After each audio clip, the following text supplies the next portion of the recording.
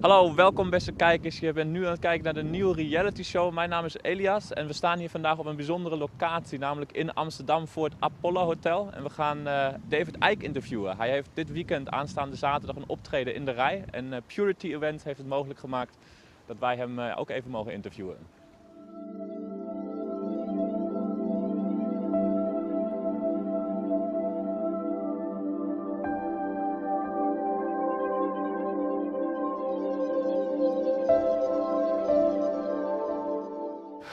Okay, David. Welcome. Thanks to have you here. It's very nice. You became world famous in the last years with your work. And what my question is, what made you wake up? What triggered it? Well, me, all good. It's a long story, which I've told in many ways. Basically, I was a national spokesman for the British Green Party.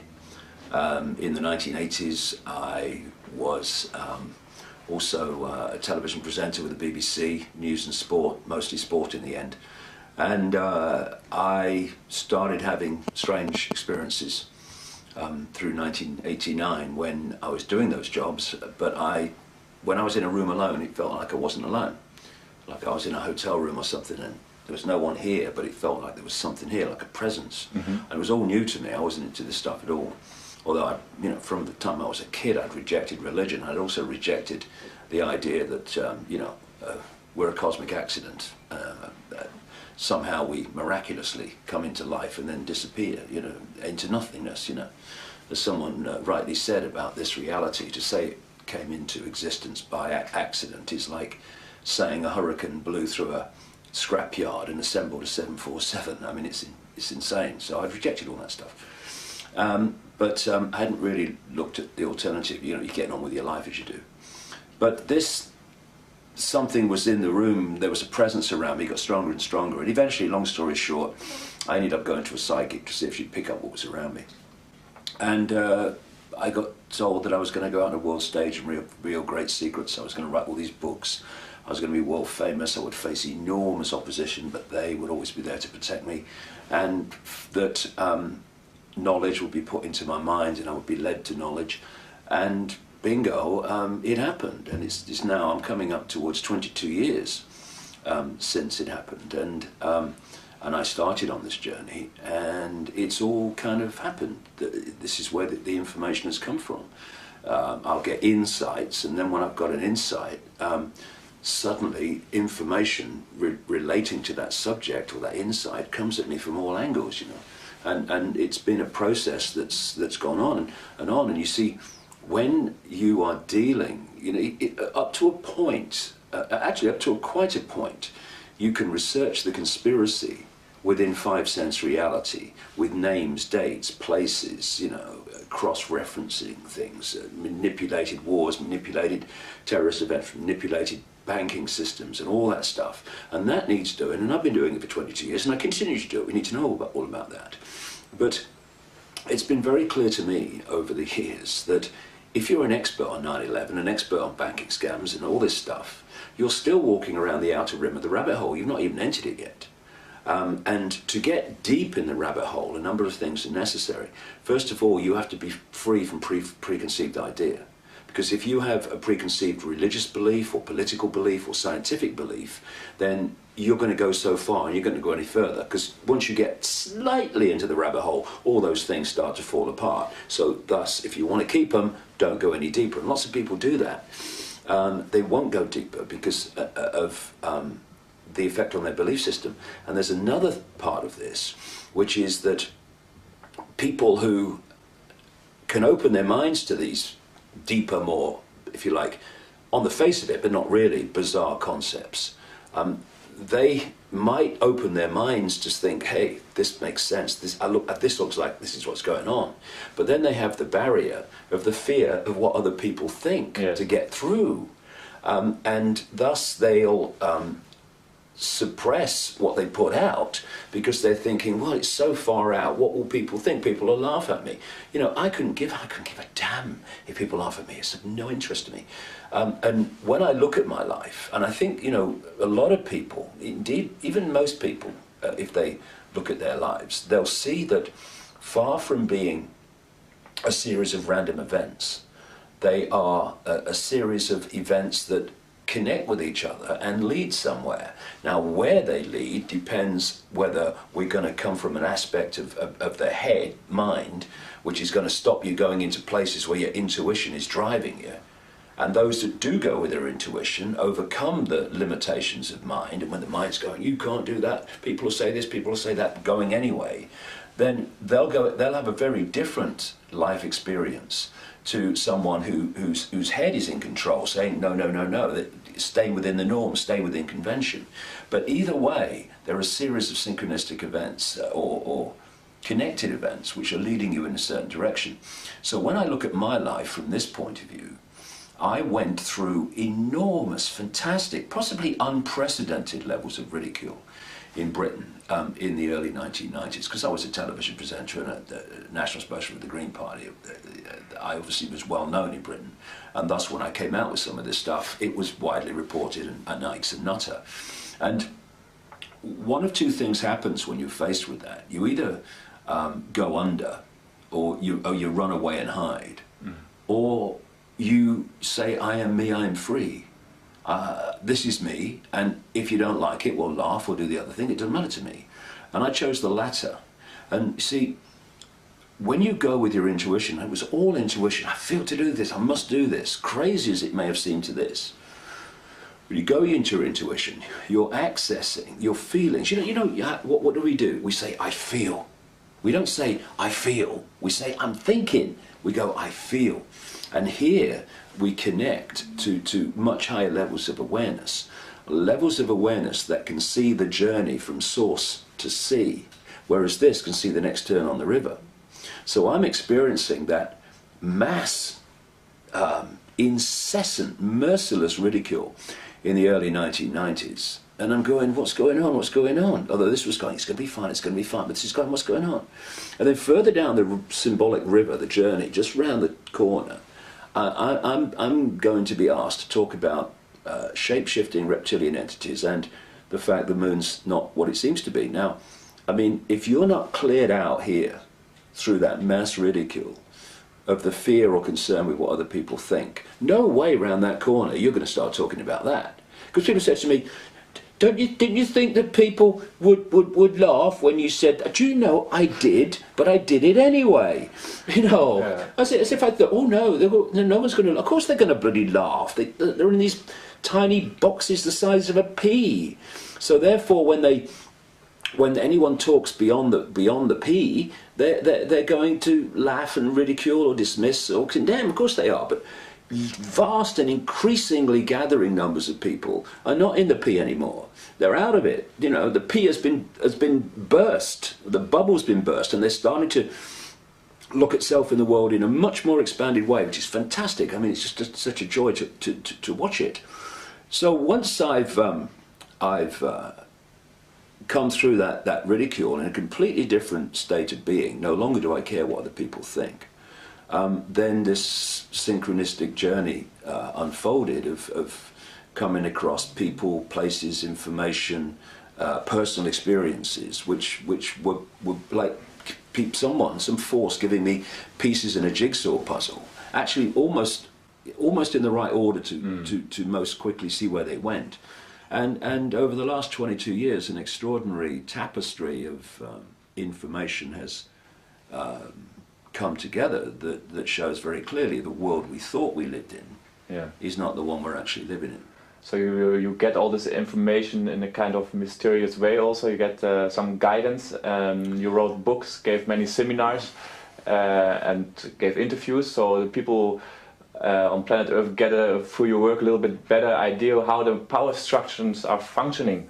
And do you see that these power structures of the Illuminati are breaking down at the moment? Well, I think what's happening now in terms of public perception, and it's one of the reasons that so many people around the world are looking at my work now, either for the first time or in a new light, is because I said years and years ago, there's going to come a point where this covert manipulation is going to break the surface. It has to, because if you're covertly manipulating to bring about a massive structural change in human society based on fierce global centralization of power, then there's a point where that has to break the surface where people can see it.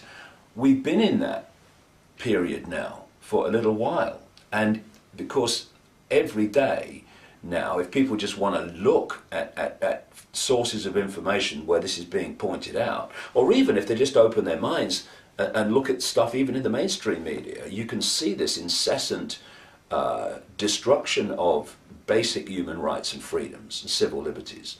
And at the same time, whether it's economic, political, business, media ownership, this extraordinarily fast expanding centralization of ownership and control of all these institutions that dictate so much about our lives. And so it's like for most of this last 20 years, I've been talking about this is coming, this is coming. Well, actually it's here now. And it's just a question of how deeply are we going to allow ourselves to go into it. And so you've got this combination, which is very, very powerful now for increasing numbers of people, where you've got the information that is pointing out why the world is as it is, and where they want to take us as a human society, and the mind and emotional manipulation techniques designed to take us there. And at the same time that information is becoming more and more widely available, events in the world, in people's daily experience, are supporting that by what is unfolding. So that combination is really, really powerful, and enormous numbers of people now around the world, compared with not that long ago, are now looking at this and saying, actually, this is starting to make sense of the world. And we've seen nothing yet, because once the waters break in the collective human consciousness to realize what the game is, then this is going to expand very fast. In terms of the Illuminati, on one level they're pushing this forward faster and faster, but on another there is a sense of panic. There is absolutely a sense of panic, and it's almost, if you want to use sporting terms, it's like a race to the line, because they are trying to impose a structure of human control, human dictatorship and human surveillance that will oppress and suppress any mass response from the people before the awakening of the human collective mind has reached a point where they can't do it anymore. So it's a race to the line. And so they're pushing it on and pushing it on. And because they're pushing it on so fast, because of this desperation to get all these structures of the Orwellian global state in place before the awakening blows it away, they're starting to become more blatant in what they're doing. And this is only adding to the understanding of the people that actually this is going on. Look at it. And what we're seeing in Europe now is just absolutely an open book to anybody who has understood even the basics of where this cabal wants to take the world and the methods of manipulation they use to take us there. What do you think the reason why the people now waking up, what we see in the Occupy movement and everywhere in the world actually, has this to do something with the financial situation worldwide, or something to do with the galactic cycle which comes to an end, which triggers us to go, which brings more higher energies, which trigger us again to see more clear? Well, I have a different view of the galactic cycles, really, which I go into in a book that's out in January called Remember Who You Are. But in terms of the Wall Street protests and their like around the world, 2 weeks ago I spoke in New York. I spent about 3 days every day at the Wall Street protests. And what I saw was a large number of very genuine people. There's a lot of manipulation of that, but there's a lot of genuine people. And also I saw a brutal, over-the-top military force in New York wearing supposedly police uniforms. And it was very much a coming together in so many ways of people awakening to the world, not awakening to it in all the detail of the game and how it's played, which is what has to happen if the protests are going to be effective in the end in turning things around, or contributing to turning things around. But it was also to see the Orwellian police state in front of your face. See, what they have in America, they have something called the Posse Comitatus Act, which is of 1878, which is supposed to prevent the military involvement in domestic law enforcement. So what they're doing, and we're seeing it all around the world, is they're putting the military on the streets with military weaponry increasingly, with military uniforms and military helmets, and they're calling them the police. Yeah. So they're overcoming the Posse Comitatus Act. Oh, it's not the look, the guy's got a machine gun, right? And he's got a military helmet on, he's got a military uniform, it just happens to be blue instead of khaki. No, he's a policeman, it says it. Yes, it says it on his uniform. That's where him and being a policeman ends, you know. So this is how they're doing it, and you, around the world. I mean, in Britain, little Britain. We used to have a program on British television called Dixon of Dock Green when I was a kid, in black and white in the 1950s, and he was the policeman with his old helmet on, and he used to wander down on his beat, not a gun in sight, nothing. Oh, hello, Mrs. Jones. How are you doing today? Oh, all right. I hope you get better, and all this stuff.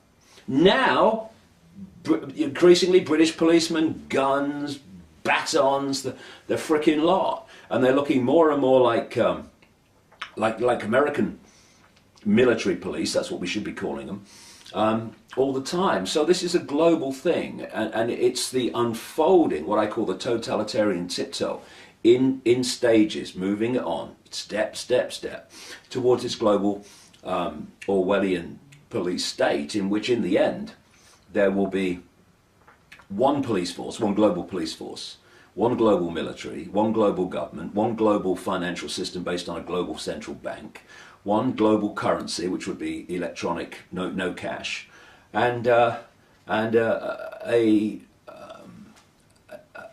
people that are microchipped at birth, so that from the moment people enter this reality at birth, they will be externally manipulated through the chip. This is where they want to take us. And the methods they are overwhelmingly using to take us there are the totalitarian tiptoe, doing it in steps, promoting every step as not connected to the previous step or the next step, when they fundamentally are. And then this other technique, the main one, that I dubbed a long time ago now, problem, reaction, solution, where you create the problem, you get the covertly, you blame someone else for the problem or something else for the problem. You then tell the people the version of the problem you want them to believe, i.e. the cover story lie, through an unquestioning mainstream media. And then you want the people to react with fear, with anguish, with do something.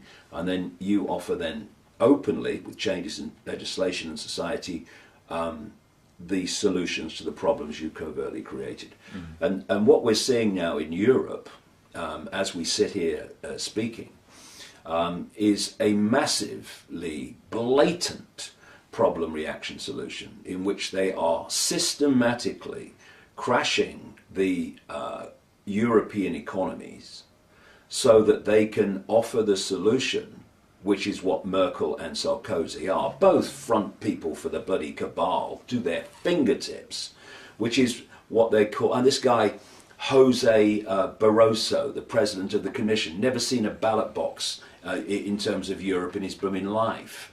And what's his name? Herman Van Rompuy, this unelected president, another one, you know, if he saw a ballot box, he'd ask someone what it was. And these people are pushing for, they're using the words now. They were frightened before, they didn't want to frighten the children. Oh no, it's not about centralisation of power, it's about just good for Europe. Now they're using the term that they've been after all along, deep integration.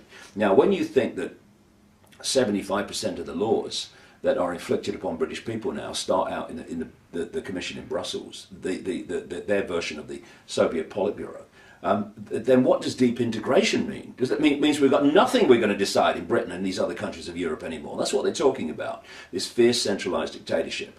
And when you look at the quotes from this man who's known as the father of Europe, or what was become the EU, this guy Jean Monnet, a Rothschild frontman, he wrote a letter to a friend the day after I was born, for enough, 30th of April 1952.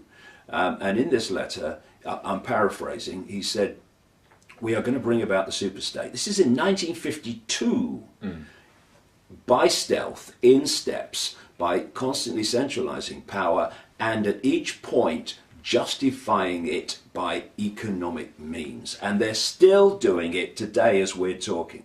What we have is a series of problems coldly engineered to which they can offer solutions to push this agenda on of more and more centralization of power towards this single global electronic currency, world government, world central bank, world army, and all that stuff.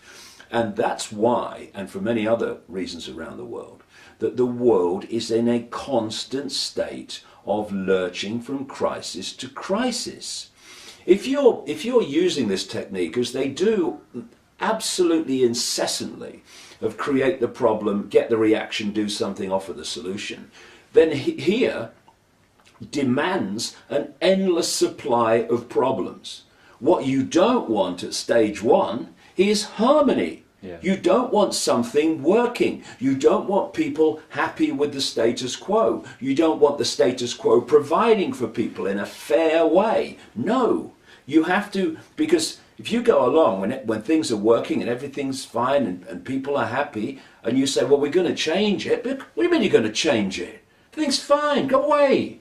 So you need a constant, endless source of problems. And so every time they offer a solution, it's not actually a solution. It's the next step to the next crisis. Now you look at this thing in Europe with the euro crisis. Every time through these last few weeks, months, and so, that they've come up with a solution, and everyone's going, this is what they do, you see. They're doing it this week as we're talking. You have this feverish, oh, there's a crisis, oh, and they're having a crisis meeting, and oh my goodness, if they don't decide to centralise power and give more power to the centre, oh, it'd be terrible, what's going to happen? So this week, while we're talking, there's a crisis meeting. What are we on? We're on the Thursday, it's tomorrow. All orchestrated by these front people, Sarkozy and Merkel. And so earlier on in the week, this credit ratings agency called Standard & Poor's comes out and says, well, if it's not sorted out, we're going to have to downgrade all European economies.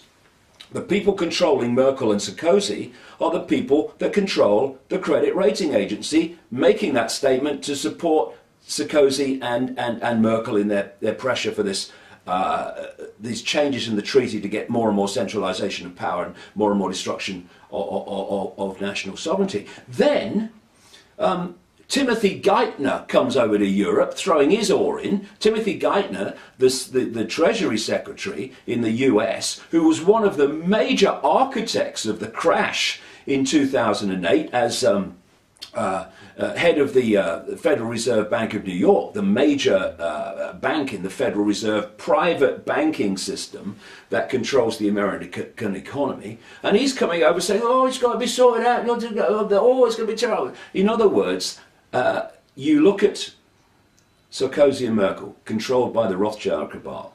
You look at Standard & Poor's, the credit ratings agency, controlled by the Rothschild cabal. You look at Timothy Geithner, absolute bagman for the Rothschild cabal. And so it seems the Americans made a statement, oh, credit ratings agencies make a statement.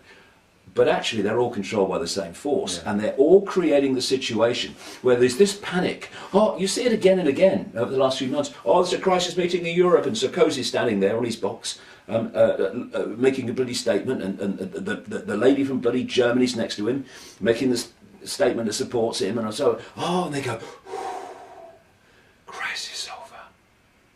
Oh, They won their way. They've solved the crisis. A few weeks later, new frickin' crisis. And the whole process goes through again and again. Yeah. And this is how it works. Create the crisis, offer the solution. So you need constant crises. And if they don't naturally occur, which they don't if left to their own devices, then you make them occur. So this is a little bit the trick they're playing, how they keep the people busy. We know at Niburu we are also very focused on solutions like the law Nezara and the content of it, maybe you heard about it, or like free energy devices. Is it important for us to also put the focus on this stuff to get this knowledge known to the people that there are solutions to the current problems we have? Yeah, well, I mean, I think it was Einstein who said words to the effect of you can't solve problems with the same level of consciousness that created them. And so many things that appear to be without a solution, whether they be environmental, social, whatever. When you open your mind and let consciousness in, and you go beyond that level of perception that we have in current politics and for a long time past, in current business, in current banking, and even in current public wider perception of self and reality. When you go beyond the limits of that and you open the door to consciousness, anyone can do it, then these things become solvable. And actually it's quite straightforwardly solvable, rather than being these great challenges for which there seems to be no answer. And even within the realms of even certain levels of closed-mindedness, the technology exists to overcome so many things. And you mentioned free energy technology. For a start, you know, the base foundation of this universe is vibrational information. And another level of the universe is electrical. Another level is digital. Another level is holographic, which is the one we think is physical. So all these fields of information and power are all occupying the same space as each other. So we are aware with the conscious mind here of what we think is a physical world. Actually, it's a holographic world, illusory physical. This can be explained very simply, as I do in my books and talks. But you can also access, and people like Nikola Tesla certainly did, this genius scientist of the 20th century, supposed to come from Croatia, but the Serbians claim him as well, but it doesn't matter where he came from. What matters is what he did. Yeah. Amazing number of people get really, really kind of, hey, he's not from Croatia, he's from Serbia. Does it really matter to what's going on now? I mean, do you think he cares now where he is? You know what I mean? But anyway, he was accessing these electrical vibrational fields, and he was turning them into usable warmth and power. And of course, because he was the man that discovered DC electricity and how to access it, he was the man that really discovered the electric light, not Edison's mob. And he was the man that discovered all this stuff about radio waves and stuff, not Marconi. But a lot of people don't know this, that Tesla took Marconi to the Supreme Court in America and had him, basically charged, if you like, with stealing his patents on radio waves and all that stuff to go with him. And he won. He won. Because Marconi went to Tesla and said, oh, I'd like to work with you. I think you're ever so clever and all this stuff. And he worked with him and he pinched all the patents while he was working for him, right? So people say, yeah, radio, Marconi. No, Tesla. And Tesla, back in the early part, the first 50 years, I think he died in 1943, penniless in a New York hotel room. Tragic. Genius. He had understood the way that these things worked, and he could have given us free energy technology then, which accesses the natural vibrational electrical fields and turns it into usable warmth and power without any carbon dioxide. Now, I've been saying for a long time that this whole idea of human-caused global warming, actually they've changed it to climate change now since temperatures have been falling, is an absolute tosh. It is a political scam of colossal proportions, and it is scientific insanity, really, when you look at it. Even some of the great advocates of it are now breaking ranks and saying, well, actually, it's not true. But this is the point. If Tesla had the understanding of how to give us free energy technology. When I say free energy technology, by the way, I don't just mean the ability to create power more than the device takes to make the power be created. In other words, you get an add-on of energy from the technology being used, thus you can use that to power your homes and everything. I'm talking free in terms of money, because once the technology's been bought and put in place, it's just running with the natural fields of the earth, and there's no utility bills. Now, these people, these forces that are trying to, and people don't realize unless you do the research, fundamentally transform human society, justified by saving the planet from climate change caused by humans, they claim. The same people that are selling this lie are the same people that are suppressing the use of free energy technology as a matter of course in human society.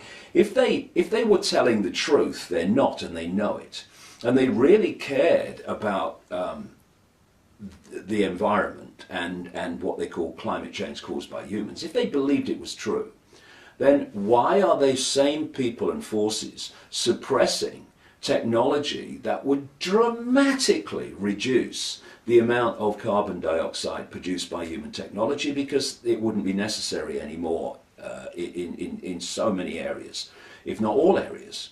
It's because they're lying about climate change to justify a transformation of human society. And they absolutely don't want people to have access to free energy technology, because if you are going to control human society, you have to get them dependent upon you and what you produce.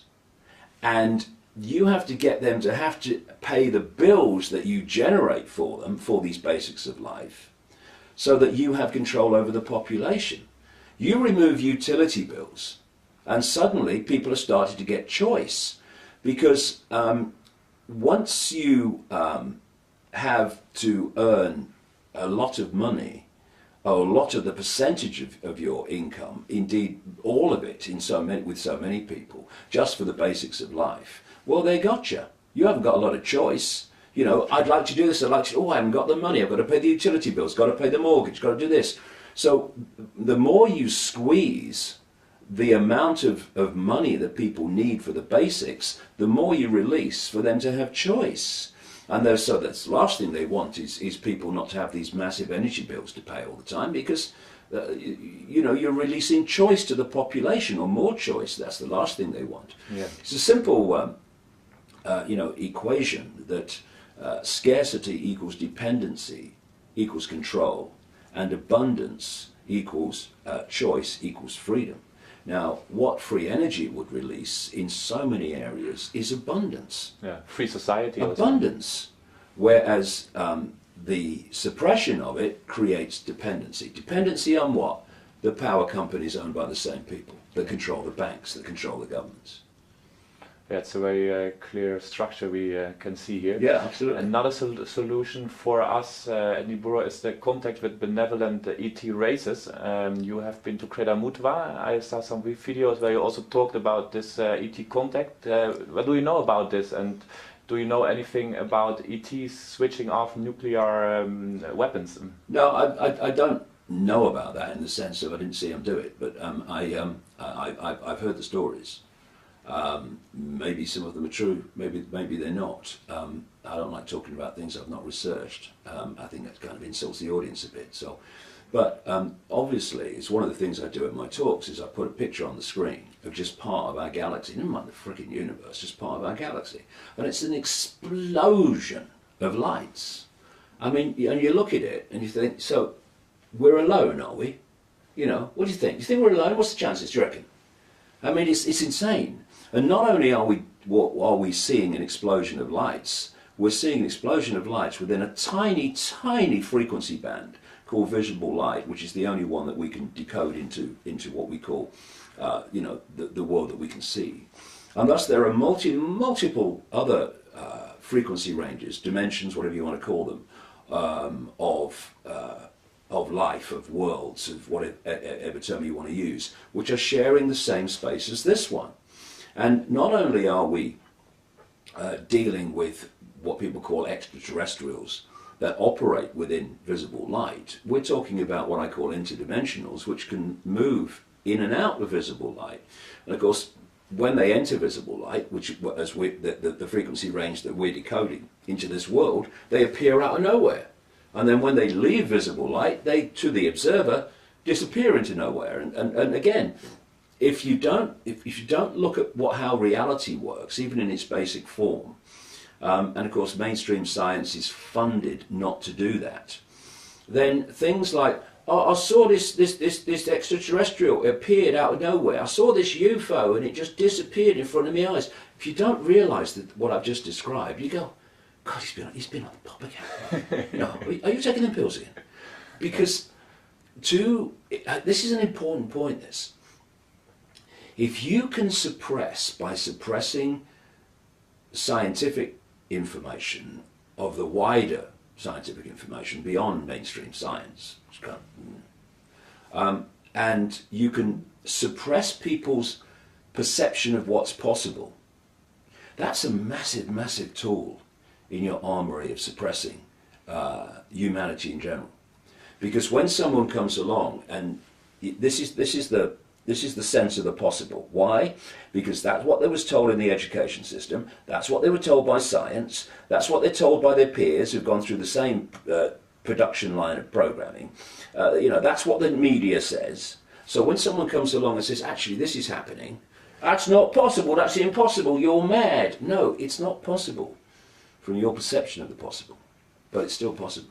One of the analogies I use is, imagine back in the Stone Age, someone's knocking rocks together, and someone comes up, however they used to speak, and says, you see that big light in the sky, the moon? You can fly there. You're mad. He's been on the mammoth juice again. Yeah. And yet, although he's still knocking rocks together, clearly it is possible, they couldn't do it, to fly to the moon. Now, not necessarily with the technology we're told, by the way. In fact, probably not. But the thing is that if you take that analogy, we think we're at the cutting edge of human evolution, thanks to you know, this whole survival of the fittest and all this nonsense that was sold to keep us in ignorance, the old Darwin stuff. But if you even look at where we are now technologically, compared with what other expressions of life, what we call extraterrestrials or interdimensionals, can do, we are still knocking rocks together. Yeah, and thus, you know, when people like me come along and say this is happening and this is this and this is that, if people come from the perspective of what humans can do is the cutting edge of what can be done, then they'll just dismiss it. But if you can open your mind and realize that we are, to repeat the phrase, compared with what is possible, knocking rocks together, then you can start to see that there are things going on around us. There are things going on in our daily experience that are light years technologically beyond where we are. And if we don't open our minds to that, then we'll never grasp the scale of the situation that we're facing.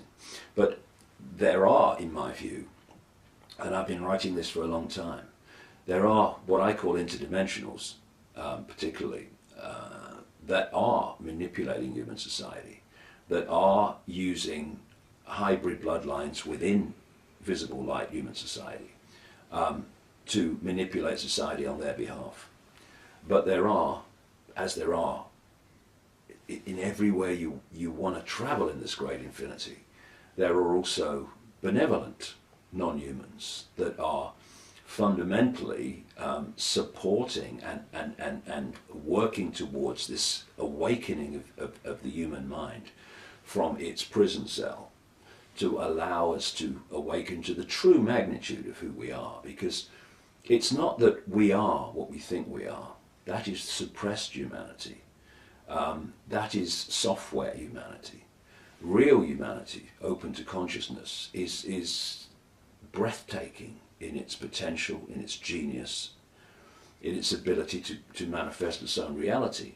And so, you know, when I look back to when this started for me nearly 22 years ago, and what the psychic told me was all those things I mentioned earlier, and they've happened. They've either happened or they are happening, because what came through that psychic, she said that they are asking me to tell you this, and it was that, this is 1990, March 1990, that a great awakening is coming, basically. Humanity is going to awaken from its, in effect, comatose state, like it's been in a hypnotic trance, actually literally when you get deeper into it. And that all that had been hidden would be brought to the surface in this period. And that people would awaken to their true self. There would be, not in religious terms, but there would be a, quote, spiritual awakening.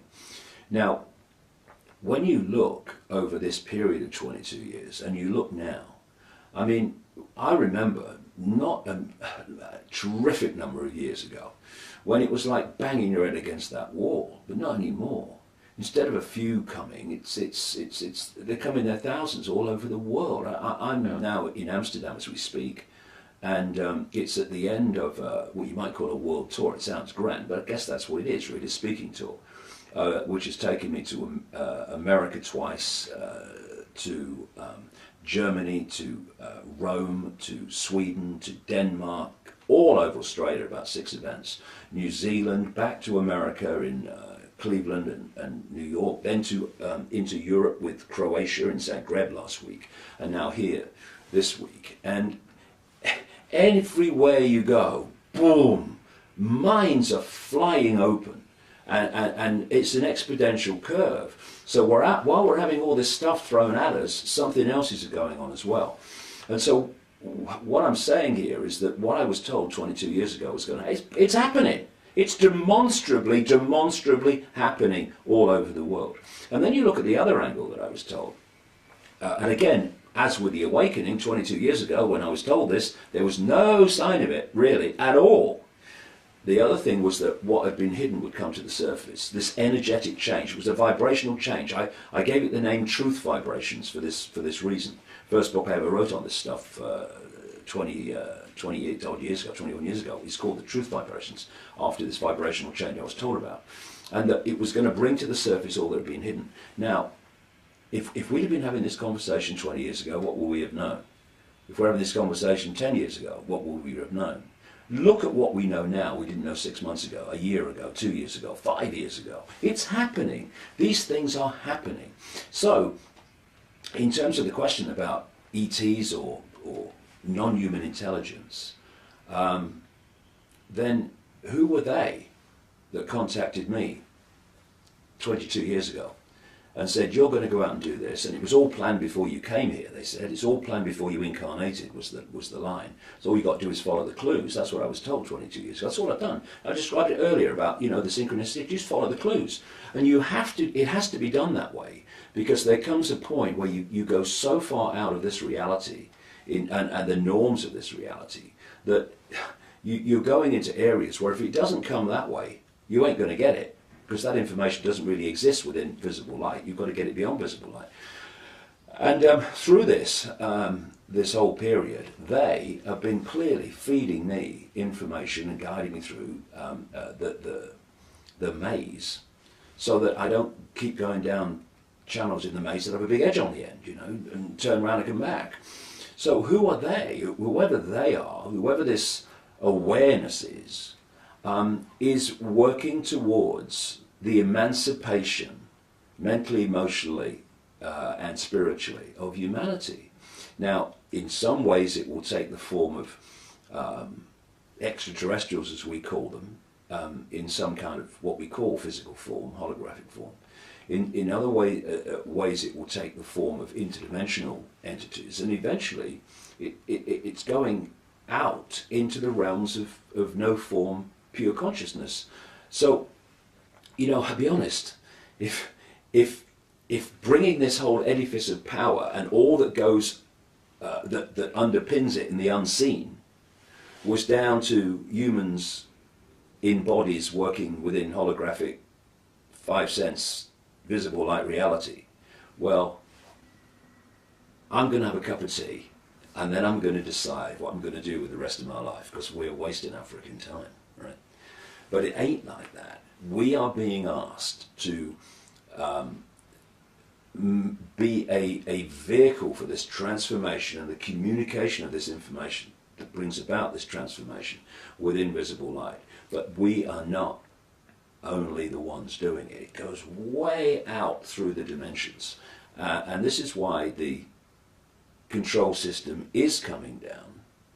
The question is, how traumatic is it going to be as it comes down?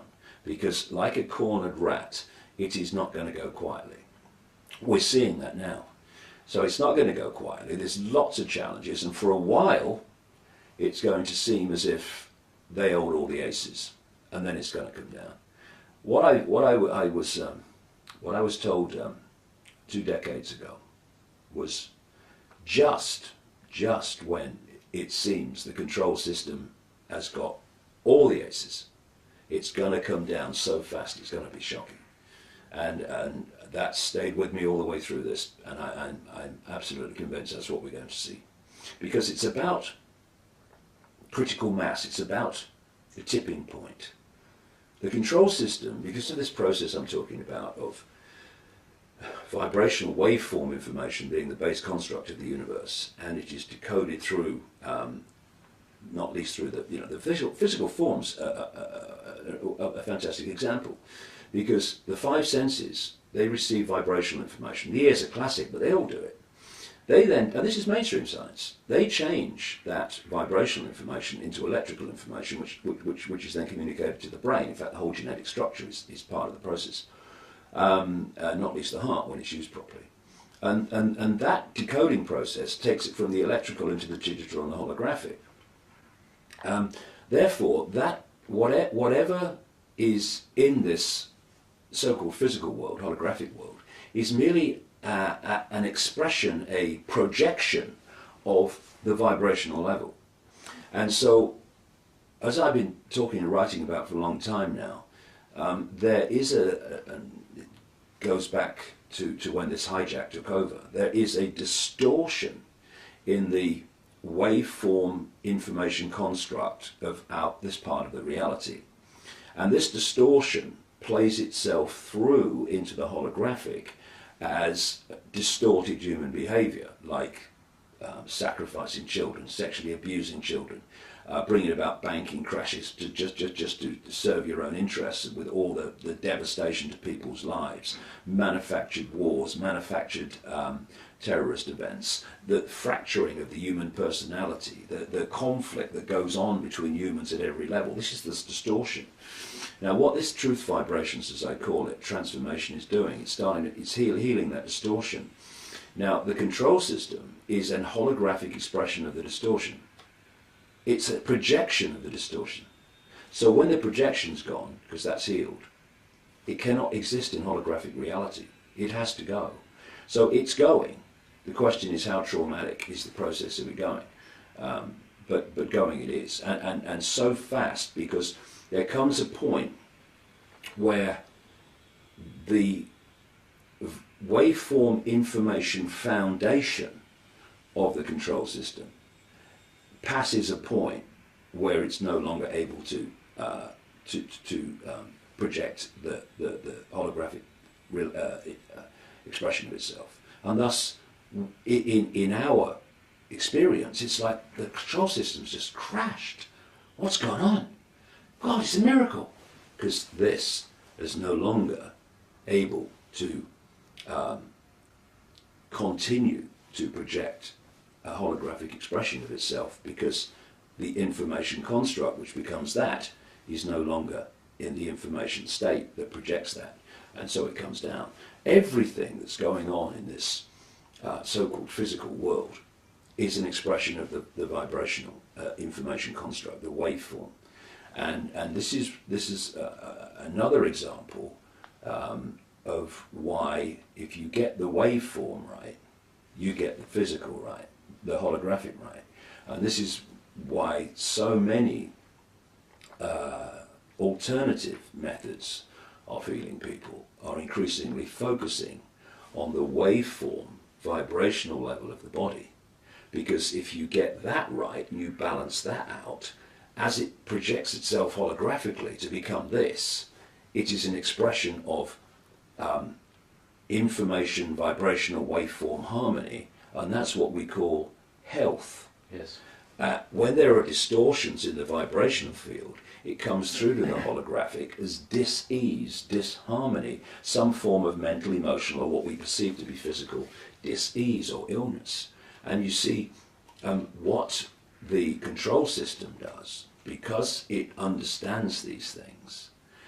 It gets people, it gets its institutions of medicine and science to focus on the physical as if it's real, as if it stands in and of itself. It doesn't. It's just a holographic projection of the waveform. And thus, if you look at mainstream medicine, I call it Stone Age medicine, I don't think it's a bad description, they are focusing on the frickin' hologram in its what they perceive to be its physical state. And thus, they are trying to treat the symptom without treating the cause. Yeah, that's true. We know that in the books of the University for Medicine until 1940, there were like pictures from the human aura. Yeah. And after the 1940, they put it out. A lot of people don't know this. One of the great architects of this Stone Age medicine that sees a scalpel or a drug as the answer to everything was J.D. Rockefeller. Okay, yeah. You know, and what Rockefeller did, of course, the oil tycoon, was funded by the Rothschilds. The things like the Rockefellers and J.P. Morgan and Carnegie and all these people. They were just funded by the real masters behind the scenes, the House of Rothschild. But J.D. Rockefeller, he hijacked what you might call the healing medical profession at the time. He made sure that things like homeopathic healing was taken out of the medical schools. He used it himself, actually. He died at the age of 90 with his personal homeopathic guy sitting at his bedside. True. Yeah. You see how old these people are? The Queen Mother, 102. Look at the Queen, getting on for 90. Look at Prince Philip, 90 odd. Look at David Rockefeller, 90 odd. Kissinger, getting there. All of them. Why? Because they don't get the same treatment we do. I mean, please, because they just want to keep it from us. And the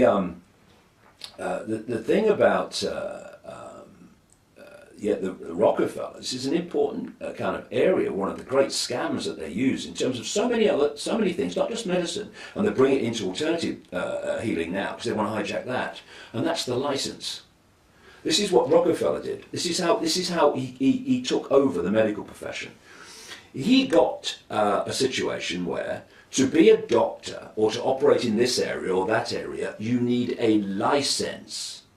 To get the license, you have to do whatever you're doing in line with what the licensee says you must do it, or you lose your license. Actually, you have to go to some kind of brainwash program. Yeah. This is why when doctors step out of their little box of what they can do to try and help a patient, they step out of it, they lose their license to practice.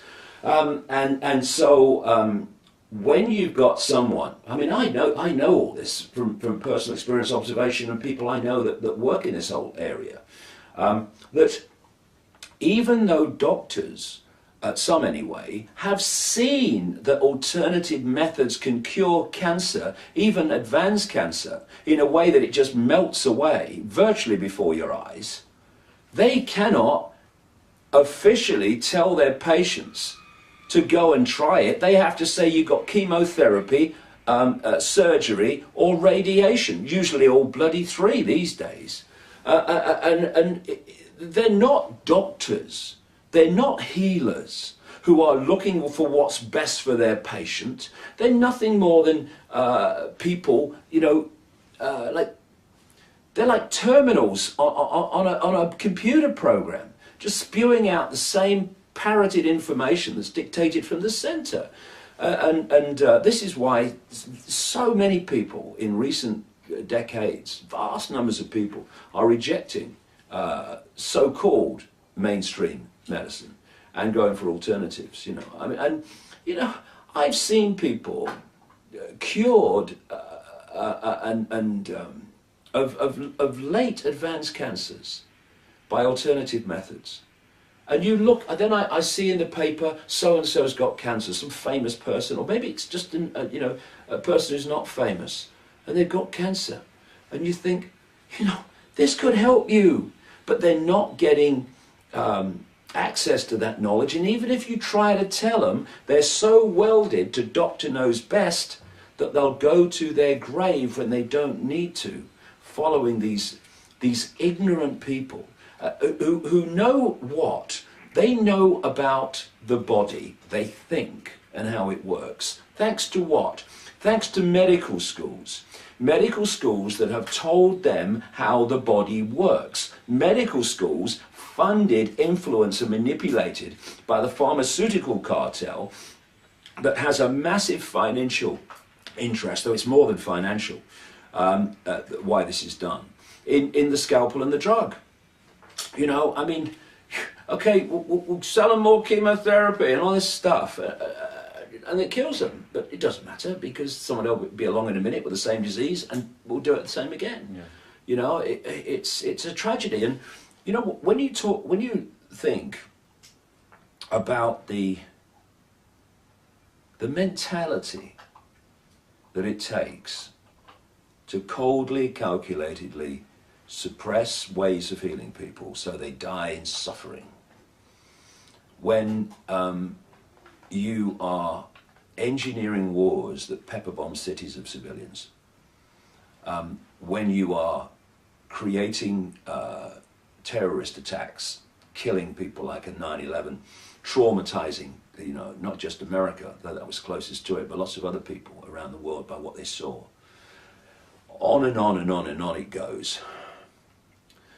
Dropping depleted uranium bombs so that the next generation have hideous birth defects, which we're seeing in Iraq and places. We'll see in Libya now as a result of that. What mentality does it take to do that and have no emotional consequence? Because they have none. They have no emotional consequence. There is no, oh God, my God, oh, what have we done? What have we? None of that ever. Because there are different genetics, and that genetics has had deleted from it the ability to decode empathy. Thus, we look at those things and we find it incomprehensible that anyone could do it. But to them, it's not a problem, because there are no emotional consequences for whatever they do and whatever they see others suffering as a result of what they do. And thus there are no limits. There are no limits. Empathy is one of the great fail-safe mechanisms of human behavior. If you haven't got it, there are no limits. So I've said to people for so many years, if you judge what these people will do and are capable of by what you would do, you've lost the plot, because they don't see the world like us. And if we could, for just a few minutes, look through their eyes and experience their perceptions of people in the world, well, shock just does not tell the story of how we would feel when we see or experienced the way this network of bloodlines sees the world compared with where most humanity sees the world. They're not like us, and that's why they don't act like us overwhelmingly, because what they do as a matter of course we couldn't live with emotionally. Then I have one last question for you, David. You teach many people how these people function, what their techniques are. So a lot of people worldwide know now already how it functions, and they're kind of waiting, what can we do now? What can we do next? What is your advice for the people who are awake already? What is the powerful thing we can do now to become stronger and change this planet finally? Well, if they're awake already, they already know. Because this is the point. Becoming awakened is to start saying, what can I do about it? And then finding the answer within yourself. You know, intent is a very powerful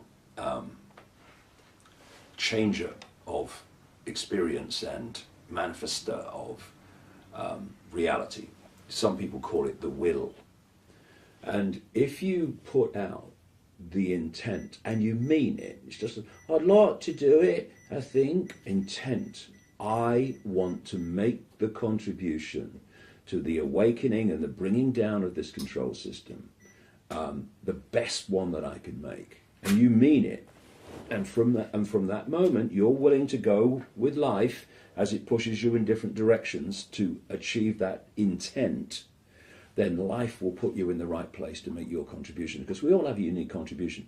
If everyone's contribution was standing on a stage or writing books, then lots of other things that need doing wouldn't be being done. We're a tapestry, and so we all got our contribution. So some do it in the public arena, some do it outside the public arena. Either way, it doesn't really matter as long as we're making our unique contribution.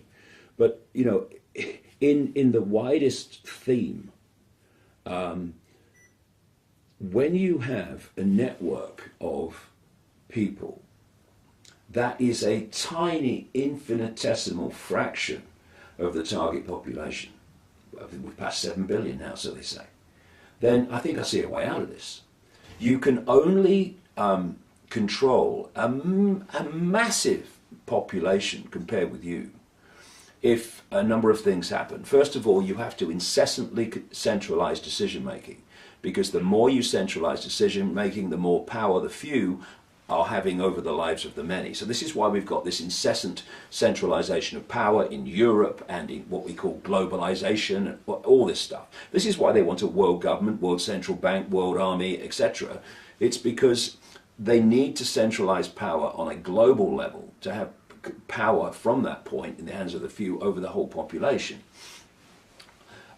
Thus, anything that is promoted as a solution to world problems, as more and more centralization of power, that's the cabal at work. Because anyone with a brain, anyone wants human freedom, they see that it's not more and more power at the center you want. That's how we got into this mess. Oh look, the euro's in trouble because of centralization of power. What shall we do? We'll centralize it some more. Yeah, okay, yeah. People buy this crap. We need to pull power from the center.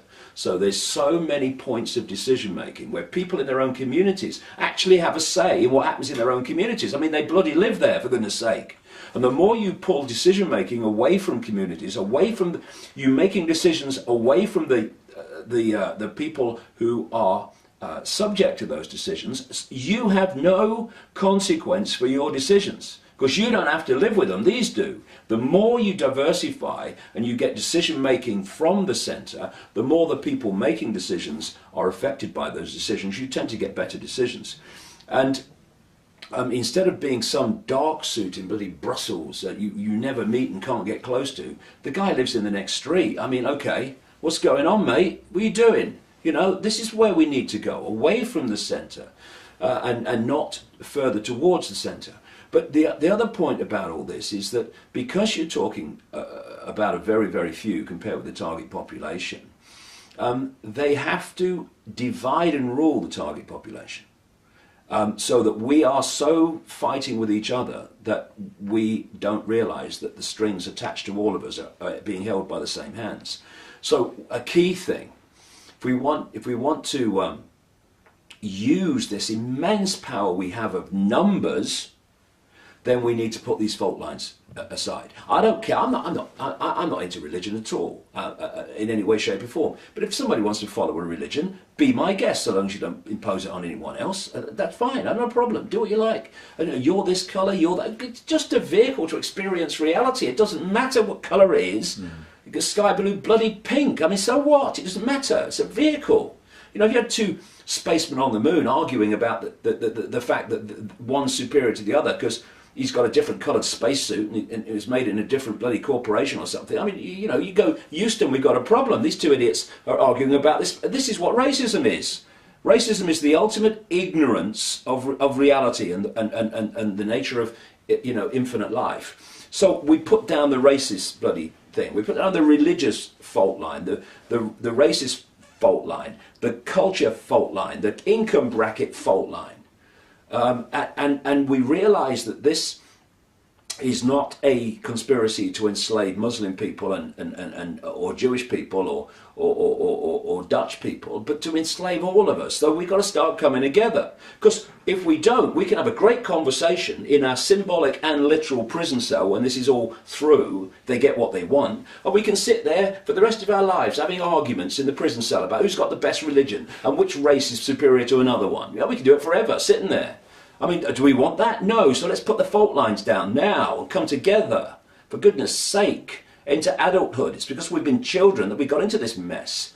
And the other thing about coming together and numbers is the system of control can only control the target population, so vast, with the acquiescence of the target population. Thus, we stop cooperating with our own enslavement.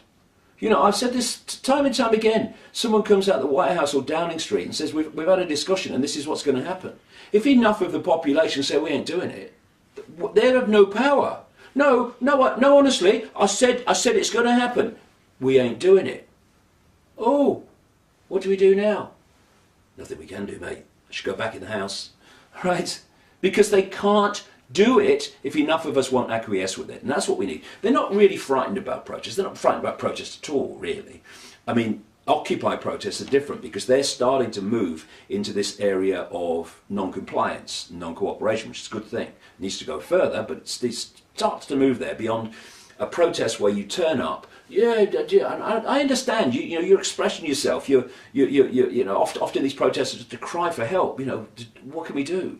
But if you just protest and then you go home and business as usual, nothing changes. You know, we've had protests, 500,000 and more in London over the invasion of Iraq. They invaded Iraq, and massive student protests over this appalling increase in tuition fees that are just there to get young people in debt for the rest of their life to the banks, so they pay for their own programming, ironically.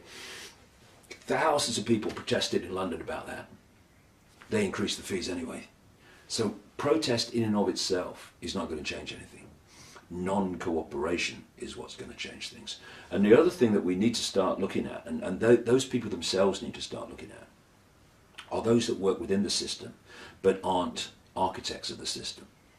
People in uniform. See, when there's so few of you and the target population is so large, you have to recruit from the target population to run your system. This is where the people in uniform come from overwhelmingly. This is where the dark suit administrators come from overwhelmingly. Not on the level of Barroso. He knows exactly what he's doing, you know. I mean, Barroso, don't start me off. So if we don't cooperate, not even everybody, not even half the human population, but a significant, vast number refuse to cooperate, the system can't cope. It cannot function. And if people start to break away from the dark suit professions and the uniform professions, or at least if they stay within them, refuse to impose Orwellian laws upon the people. It's happening. One or two police here and there in America, they're saying to people, to the authorities, we're not doing that. It's not necessary to treat people like this. So there are some people like that. And as they realise, these dark suits and uniforms, that the world they're bringing in, administering and policing into existence, is actually the world, and bloody then some, because where we've got now in the end, it's just where they've got so far, where they want to go, would make George Orwell wince. They need to realise that the world they're enforcing and administering into existence is the one their children and grandchildren are going to live in. And I had a guy contact me through somebody else who said that in 2 years when he retired, he was going to tell me everything. He was apparently an insider. And because he just looked his granddaughter in the eyes and realised exactly what I'm telling you now. And he was going to tell me in 2 years because he was going to retire then. Well, no. Tell me now. Stand up now. Because the 2 years are going to be so much further down the road. And it's going to be more difficult. And there is nothing more important in anyone's life, I don't care what it is, than addressing what I'm talking about. Because if everything comes from this. Not just the freedom and the suppression and the Orwellian nightmare that our children and grandchildren will have to live in. But what people of a reasonable age are living in. Question is, if you're in your 40s and your 50s, or even me coming up to 60, if we live a reasonable life, I intended to go, too much to do. We are going to live in this thing. We are going to be subject to this suppression beyond anything even we're experiencing now. So if people don't want to look their children and grandchildren in the eye, because I won't be there then, they want to be selfish like that. Well, be selfish and look yourself in the mirror and realise that you're going to be subjected to this if you live another 10 years. We need to come together because if we don't, we'll be divided and ruled into this nightmare situation. Not that the control system won't come down eventually, but the less we do about it, the more traumatic is going to be the world we live in before it comes down, and more traumatic the whole process of it coming down is going to be. So we've got a choice. We've got a choice. You see, for me, life in this reality anyway, is about choice, consequence, experience. So we can make a choice to do nothing. Consequence, nightmare, global state. Experience, nightmare, global state. Or we can say, we're not having it. Choice. Consequence, we don't have it. Experience, a nicer world than we have now. It's all about choice and consequence. They talk about truth and consequence, choice and consequence. And self-responsibility. That's what life's about. Yeah. Okay, thank you, David. Yeah, nice to meet you. Yeah, pleasure to meet you.